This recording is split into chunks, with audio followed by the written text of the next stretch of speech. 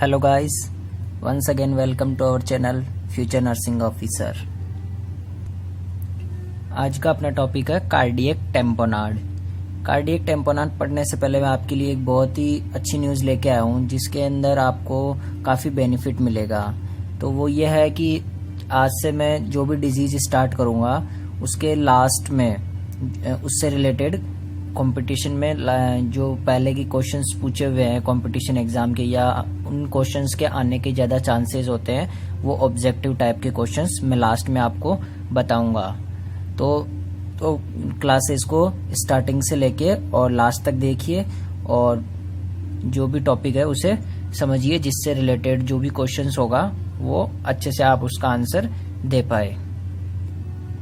अगर आपने अभी तक चैनल को सब्सक्राइब नहीं किया है तो अभी फ्यूचर नर्सिंग ऑफिसर चैनल को सब्सक्राइब कर ले और बेल आइकन को भी प्रेस कर ले, जिससे आपको क्लासेस की इन्फॉर्मेशन सबसे पहले पहुंच सके। तो स्टार्ट करते हैं आज कार्डियक टेम्पोनाड। कार्डियक टेम्पोनाड क्या होता है? कार्डियक टेम्पोनाड को अपन पेरिकार्डियल टेम्पोनाड भी कह सकते हैं। तो कार्डियक टेम्पोनाड एक इमरजेंसी कंडीशन होती है जिसके अंदर जो पेरिकार्डियम कैविटी होती है उसके अंदर एबनॉर्मल एक्युमुलेशन ऑफ ब्लड या फ्लूइड हो जाता है, उसे बोलते हैं कार्डियक टेम्पोनाड।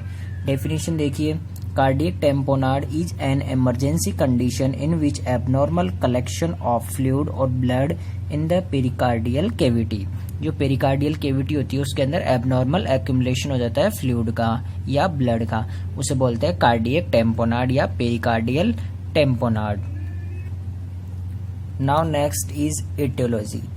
ऐसे कौन कौन से एटियोलॉजिकल फैक्टर्स है जिनकी वजह से कार्डियक टेम्पोनाड हो सकता है?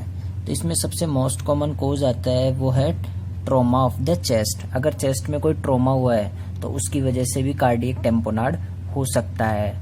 फिर आता है नेक्स्ट किडनी फेल्योर। अगर किडनी फेल्योर हो है तो उस कंडीशन के अंदर भी कार्डियक टेम्पोनाड हो सकता है। इसके अंदर ऐसा क्यों होता है किडनी फेल्योर के अंदर? क्योंकि अगर किडनी फेल हो गई है तो जो यूरिन आउटपुट है वो कम हो जाएगा और जो फ्लूइड का एक्युमुलेशन है वो हो जाएगा हार्ट के अंदर। जो पेरिकार्डियम कैविटी होती है विसरल और पेराइटल लेयर से बनी होती है पेरिकार्डियल कैविटी, उसके अंदर। फिर आता है नेक्स्ट पेरिकार्डाइटिस। अगर पेरिकार्डियम कैविटी का इन्फ्लामेशन हुआ है तो उस कंडीशन के अंदर भी कार्डियक टेम्पोनाड हो सकता है। फिर आता है नेक्स्ट आफ्टर कार्डियक सर्जरी। ये भी एक मोस्ट कॉमन कोज के अंदर आता है कि अगर कोई कार्डियक सर्जरी हुई है, कोई भी जैसे सर्जिकल मैनेजमेंट हुआ है हार्ट का, जैसे पीटीसी हो गया या कोई स्टंटिंग हो गया, तो जो भी कार्डियक सर्जरी हुई है उसके बाद में भी कार्डियक टेम्पोनाड होने के चांसेस बढ़ जाते हैं। फिर आता है next radiation therapy to the heart. अगर हार्ट को कोई रेडिएशन थेरेपी हुई है तो भी क्या होने के चांसेस हो जाते हैं? कार्डियक टेम्पोनाड होने के चांसेस बढ़ जाते हैं रेडिएशन थेरेपी की वजह से। Now next is pathophysiology of cardiac tamponade. Cardiac tamponade होने की पैथोफिजियोलॉजी क्या है? पैथोफिजियोलॉजी कोई भी एटियोलॉजिकल फैक्टर होगा जो कि अभी अपन ने देखे, ट्रॉमा हो सकता है, किडनी फेलियर हो सकता है, या इन्फ्लामेशन ऑफ पेरिकार्डाइटिस हो सकता, वो पेरिकार्डियम का इन्फ्लामेशन हो सकता है, कोई भी पोस्ट कार्डियक सर्जरी हो सकती है या रेडिएशन थेरेपी हो सकती है हार्ट को। उनकी वजह से क्या होगा? Accumulation of fluid in the pericardium. Pericardium के अंदर फ्लूइड का एक्युमुलेशन हो जाएगा और पेरिकार्डियम के अंदर फ्लूइड का एक्युमुलेशन होने से क्या होगा? जो पेरिकार्डियम का जो स्ट्रेच है कैविटी के अंदर स्ट्रेच, मैक्सिमम स्ट्रेच हो जाएगा उसके अंदर, और मैक्सिमम स्ट्रेच होने की वजह से क्या होगा? जो पेरिकार्डियल प्रेशर है वो भी क्या बढ़ जाएगा? वहाँ पे फ्लूइड का एक्युमुलेशन होने से जो प्रेशर है वो भी बढ़ जाएगा पेरिकार्डियम के अंदर। फिर आता है उसके बाद नेक्स्ट कि पेरिकार्डियल फ्लूइड का प्रेशर बढ़ने से क्या होगा? Reduce venous return to the heart. Heart के अंदर जो ब्लड आ रहा है वापस से वीनस रिटर्न वो भी कम हो जाएगा क्योंकि जो पेरिकार्डियम के अंदर जो प्रेशर है वो बढ़ा हुआ है। फिर रिड्यूस वीनस रिटर्न की वजह से क्या होगा? Decrease cardiac output. उसकी वजह से जो कार्डियक आउटपुट है वो भी डिक्रीज हो जाएगा, और कार्डियक आउटपुट डिक्रीज हो जाएगा तो उसे फिर क्या वो किसको लीड करेगा? कार्डियक टेम्पोनाड को या कंप्रेशन ऑफ द हार्ट। इसकी पैथोफिजियोलॉजी एक बार वापस से देखते हैं कि कोई भी ईटियोलॉजिकल फैक्टर की वजह से accumulation of fluid in the pericardium के अंदर फ्लूइड एक्यूमुलेशन हो जाएगा। फ्लूइड एक्यूमुलेशन होने की वजह से स्ट्रेचिंग हो जाएगी पेरिकार्डियम के अंदर। स्ट्रेचिंग होने की वजह से क्या होगा, प्रेशर बढ़ेगा, और प्रेशर बढ़ने की वजह से क्या होगा, जो ब्लड आ रहा है रिवीनस रिटर्न ब्लड के हार्ट के अंदर वो भी कम हो जाएगा। और अगर वो कम होगा तो कार्डियक आउटपुट कम हो जाएगा, और कार्डियक आउटपुट कम हो जाएगा तो क्या होगा, कार्डियक टेम्पोनाड की सिचुएशन हो जाएगी। Now next is sine and symptoms, कि ऐसे कौन कौन से क्लिनिकल मैनिफेस्टेशन या साइन सिम्टम्स है जो कि कार्डियक टेम्पोनाड में होते हैं। तो इसके अंदर सबसे इम्पोर्टेंट आता है बैकस्ट्राइड। ये एग्जाम के पॉइंट ऑफ व्यू से भी इम्पोर्टेंट है, जो कंपटीशन एग्जाम्स होते हैं उनके हिसाब से भी, कि बैकस्ट्राइड में कौन कौन से तीन फीचर्स आते हैं। तो ये ध्यान रखने की बात है कि उसके अंदर सबसे पहले आता है हाइपोटेंशन। हाइपोटेंशन होगा पेशेंट के अंदर, मफल्ड हार्ट साउंड होगा, और इंक्रीज जेवीपी यानी कि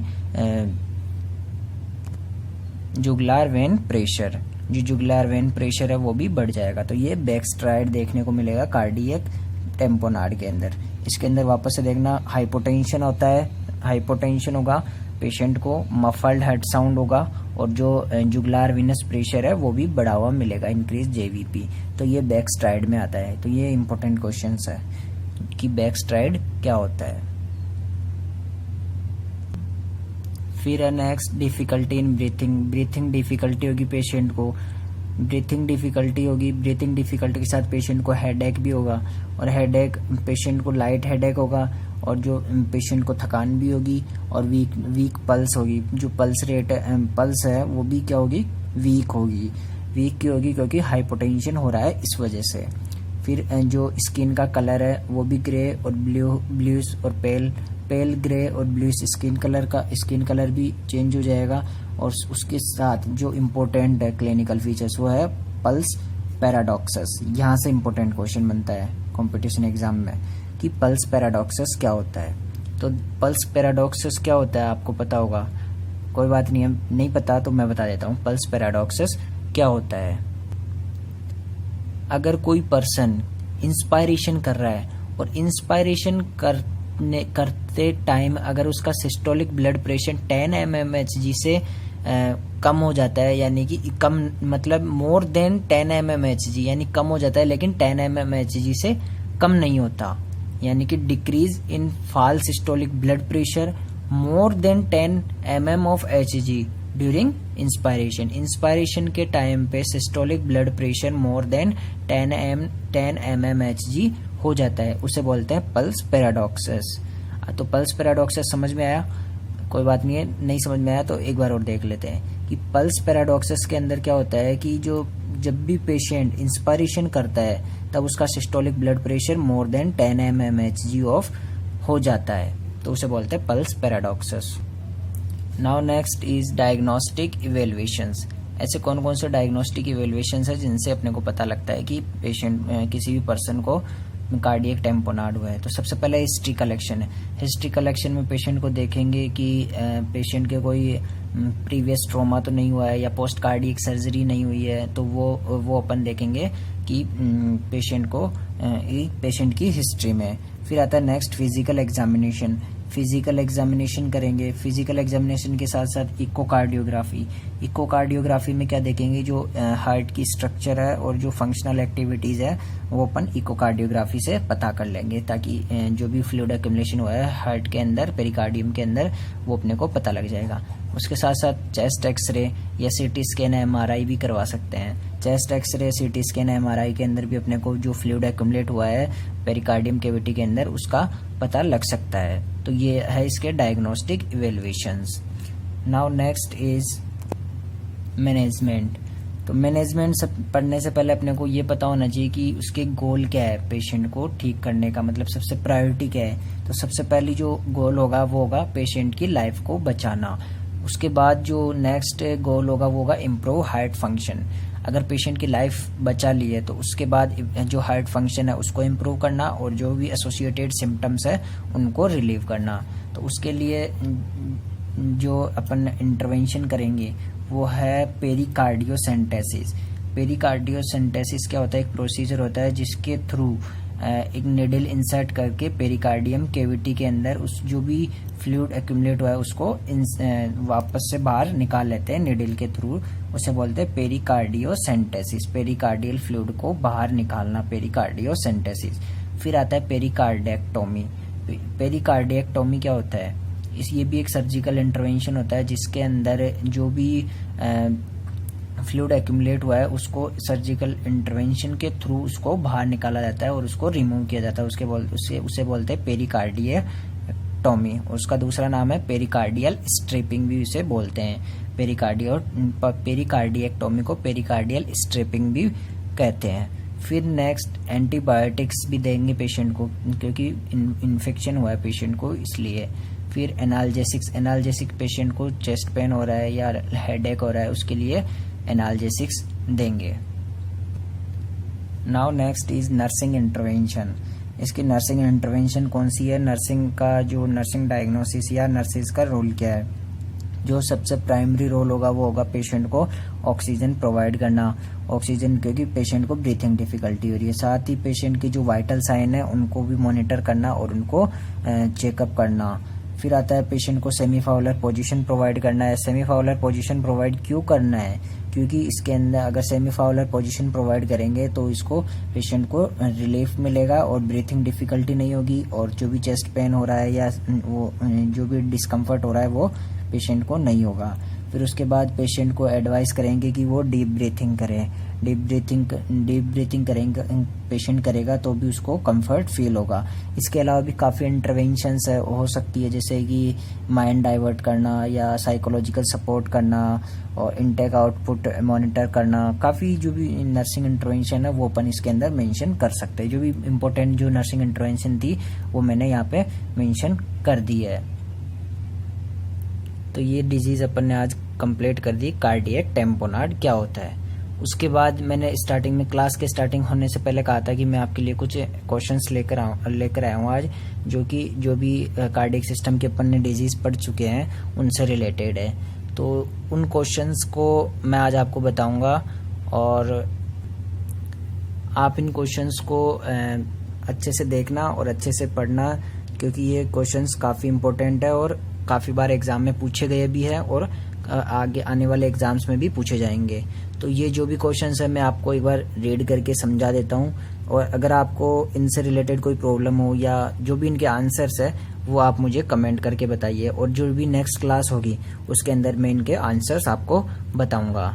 तो क्लासेस को रेगुलर लेते रहिए जिससे कि आपको आंसर मिल सके।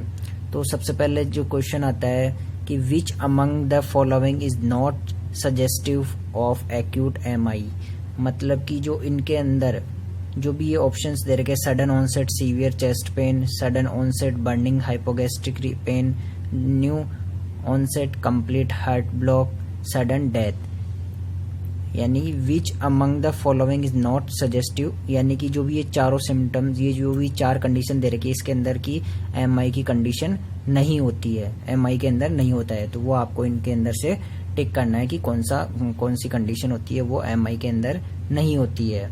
फिर आता है next, which among the following condition is accompanied by distant muffled heart sound and prominent neck, ऐसी कौन सी कंडीशन है जिसके अंदर डिस्टेंट भी दिखेगा, मफल्ड हार्ट साउंड दिखेगा और प्रोमिनेंट नेक वेसल्स दिखेगी। पहला ऑप्शन है cardiogenic shock, cardiac tamponade, pulmonary embolism और थोरेसिक अरोटा एन्यूरिज्म। तो ये चारों कंडीशन है, इसके चारों में से ऐसी कौन सी कंडीशन है जिसके अंदर डिस्टेंट मफल्ड हार्ट साउंड और प्रोमिनेंट नेक वेसल्स दिखती है। फिर आता है next question, which type of fat is harmful for our body, ऐसे कौन से टाइप का फैट अपनी बॉडी के लिए हार्मफुल होता है, cis fat, trans fat, polyunsaturated fatty acids, omega 3 fatty acids. तो आपको इन चारों में से जो भी जो सही आंसर है वो आपको देना है। फिर आता है next, which of the following complication occur with in 24 hours of MI, MI होने के बाद 24 आवर के बाद कौन से कॉम्प्लिकेशन होने के चांसेस, मोस्ट कॉमन कॉम्प्लिकेशन कौन सा होता है, तो वो आपको heart failure, pulmonary embolism, ventricular aneurysm या आर्टेरियल सेप्टल डिफेक्ट। तो चारों में से कौन सा ऑप्शन सही होगा ये आपको बताना है कमेंट करके। फिर आता है next, platelets can be stored at. Platelets को कितने डिग्री टेम्परेचर पे स्टोर करके रखा जाता है और कितने दिन तक रखा जाता है। पहला ऑप्शन है 20 to 24 degree centigrade for 5 days. Second option है 20 to 24 degree centigrade for 8 days. फिर थर्ड ऑप्शन है 4 to 8 degree centigrade for 5 days. फिर डी ऑप्शन है 4 to 8 degree centigrade for 8 days. तो आपको इन चारों ऑप्शन में से सही ऑप्शन बताना है कि कौन से टेम्परेचर पे कितने दिन तक प्लेटलेट्स को स्टोर करके रखा जा सकता है। फिर नेक्स्ट क्वेश्चन है, hyperkalaemia leads to what changes in ECG. यानी कि हाइपरकैलेमिया के अंदर ईसीजी के अंदर कौन कौन से चेंजेस आएंगे, यानी कौन सा चेंज आएगा। तो पहला ऑप्शन है inverted T waves, prolong QT interval, toll T wave, wide QRS complex. तो यानी इन चारों ऑप्शंस जो दे रखे हैं उसके अंदर हाइपरकैलेमिया के अंदर, हाइपरकैलेमिया का जो पेशेंट होगा उसके अंदर ईसीजी करेंगे तो उसके अंदर कौन सा चेंजेस देखने को मिलेगा, तो वो इन चारों ऑप्शंस में से आपको चूज करना है। फिर next question, most important observation for a patient on anticoagulant therapy. अगर एंटीकोगुलेंट थेरेपी किसी पेशेंट को दी जा रही है तो उसके अंदर मोस्ट इंपोर्टेंट ऑब्जर्वेशन क्या होगी पेशेंट की, हेडेक होगा, चेस्ट पेन होगा या एपिस्टेक्सिस होगा या हाइपोटेंशन होगा। तो इन चारों ऑप्शंस में से आपको बताना है कि कौन सा जो सिम्टम है वो देखने को मिलेगा एंटीकोगुलेंट थेरेपी के अंदर। फिर आता है next question, nurse should recognise that a patient has coronary artery disease is receiving aspirin.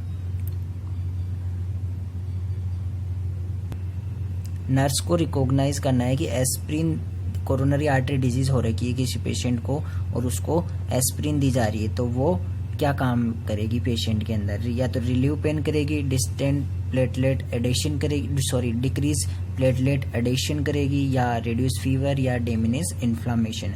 तो ये नर्स को रिकॉग्नाइज करना है कि एस्प्रिन चल रही है, पेशेंट को एस्प्रिन दी जा रही है कोरोनरी आर्टरी डिजीज वाले पेशेंट को, तो उसके अंदर वो क्या काम करेगी। तो ये चारों सिम्टम, जो भी चार ऑप्शन है उसके अंदर से आपको जो भी बेस्ट ऑप्शन है वो चूज करना है। फिर next question, blood coagulation requires. Blood coagulation के लिए कौन कौन से फैक्टर्स रिक्वायर होते हैं, विटामिन के या कैल्शियम या पोटेशियम या ऑल ऑफ अबाउ, या तीनों जो ऑप्शंस है वो। तो ये आपको चूज करना है कि कौन सा ब्लड कोगुलेशन के लिए कौन से फैक्टर्स रेस्पॉन्सिबल होते हैं। फिर नेक्स्ट क्वेश्चन है, what is the most common site of injury from blunt chest trauma.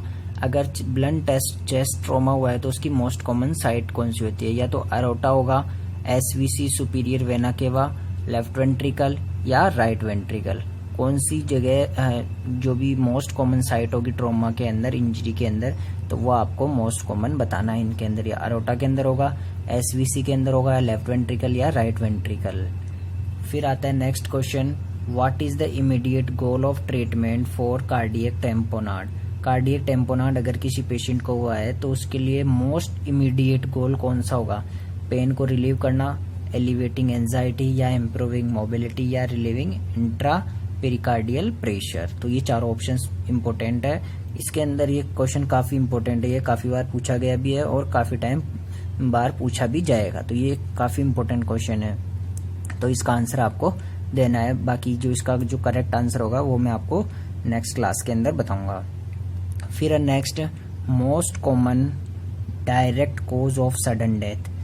जो भी मोस्ट कॉमन डेथ है, direct cause of sudden death, तो वो किसके अंदर है, cardiomyopathy, pulmonary hypertension, heart failure या कोरोनरी आर्टरी डिजीज। जो मोस्ट कॉमन कोज है डेथ का, सडन डेथ का, वो कौन सी कंडीशन में है, cardiomyopathy, pulmonary hypertension, heart failure या कोरोनरी आर्टरी डिजीज। चार ऑप्शंस में से आपको एक ऑप्शन चूज करना है, जो भी करेक्ट होगा वो आपको चूज करना है। फिर आता है next, first elevating enzyme following MI की कंडीशन के अंदर जो पहला एंजाइम एलिवेटिंग यानी देखने को मिलता है वो कौन सा है? पहला ऑप्शन है CPKMB, ट्रोपोनिन आई, मायोग्लोबिन और ट्रोपोनिन टी।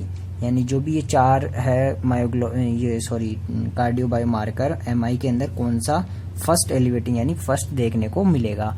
तो ये क्वेश्चंस थे काफ़ी इम्पोर्टेंट जो कि अपन ने प्रीवियसली क्लासेस के अंदर डिस्कस किए डिजीज़ उनमें से। तो आपको इनके जो भी आंसर है वो आपको कमेंट करके मुझे बताना है, और जो भी नेक्स्ट क्लास होगी अपनी उसके अंदर मैं आपको इनके आंसर जो भी करेक्ट आंसर होंगे वो आपको बताऊंगा। तो ये जो भी क्लासेस है उनको रेगुलर लेते रहिए जिससे आपको इनके आंसर प्रॉपर मिल सके। और जो भी कोई अगर किसी भी टॉपिक से रिलेटेड आपको कोई डाउट है तो आप मुझे कमेंट करके बताइए जिससे मैं आपके जो भी डाउट है वो क्लियर कर सकूं। और अगर अभी तक आपने चैनल को सब्सक्राइब नहीं किया है तो चैनल को सब्सक्राइब करिए और दोस्तों के पास शेयर करिए। जो भी मेडिकल फील्ड वाले अपने फ्रेंड्स हैं उनको शेयर करिए जिससे कि उनको भी फ़ायदा मिल सके। Thank you, bye, thank you so much.